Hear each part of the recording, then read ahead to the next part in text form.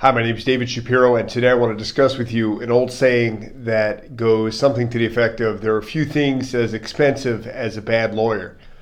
What do we mean by that? Well, a couple of things.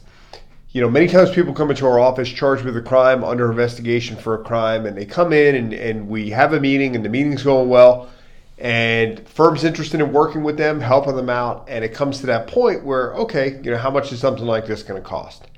And we quote a fee. And certainly we are not the cheapest law firm in San Diego, criminal defense law firm in San Diego. We're certainly not the most expensive. But we come into situations where we see someone, they say, wow, somebody charged, a third of that or a half of that. And what's always interesting is we always sort of wonder, sometimes out loud, hey, wonder what that person's leaving out. I wonder why they're taking a case like this for this amount. Is it they need the money? Is it they don't know how much work really matters or how much work really needs to go into these types of cases, or do they just not care? And that's something that's really important. So back to that saying, there are a few things as expensive as a bad lawyer. Sometimes people try and save a couple $1,000s in the attorney or the law firm they hire for their case, and the consequences, short-term and long-term, are dire. What I mean by that is, imagine you're charged with a strike felony. Okay, and if you get convicted of a felony, let alone a strike felony, you're going to lose your job, you might lose your freedom, you might lose your family, you might lose a lot of things, your reputation, all those types of things you work so hard to build and work so hard to put yourself in a positive light. So, here they are, well, I like this attorney, but they charge $7,500. You know what, I'm going to go with this guy. I don't know how I feel about it, but it's $5,000. Let me see what he can do. And far too often, we see this on a day-to-day basis in court where that decision comes back to haunt potential clients. So the next question is, okay, well, that's great, David. You told us all this stuff about how you should never, hire the least expensive person, but what are some things really to look for in an attorney? And what I always tell potential clients is, whether you're meeting with this firm, my firm, or whether you're meeting with other firms, is you want to have an idea of how that attorney is going to represent you, how that law firm is going to represent you, because rarely, if ever, will you have the opportunity to speak to a district attorney yourself. Rarely, if ever, will you have an opportunity to really lay out all the reasons and all the good things you've done in life, all the reasons why you deserve a better outcome than most to a judge.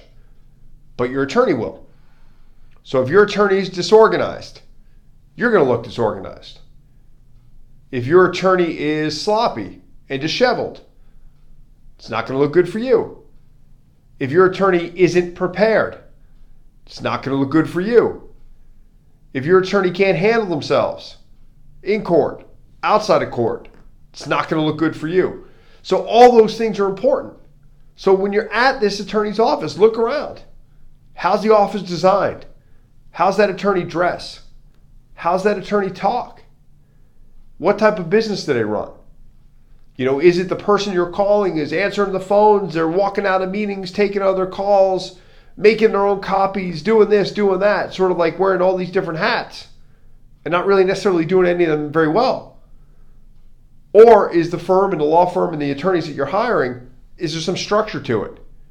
Do they have a support staff and a team that helps them with their cases, whether it's law clerks, whether it's investigators, whether it's assistants, throughout the process?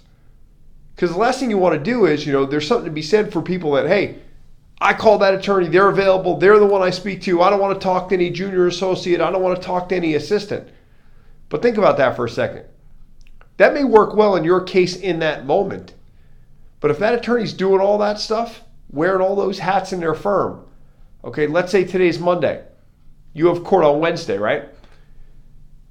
On Tuesday, that attorney's like, hey, you know what? 4 hours I'm going to work on John Client's, his case.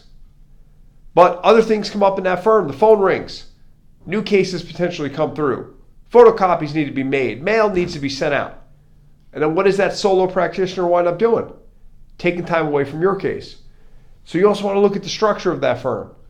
When you're paying this firm good money, are you going to get that firm's undivided attention in that moment?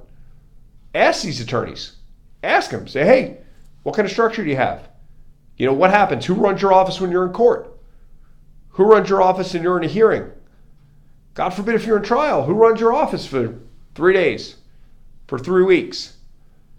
Because those are all the questions you want to be answered. And you deserve to have answered. when selecting the right criminal defense attorney for your case. Feel free to reach out and give us a call if you're charged with a crime or under investigation in San Diego. 619-295-3555. Thank you.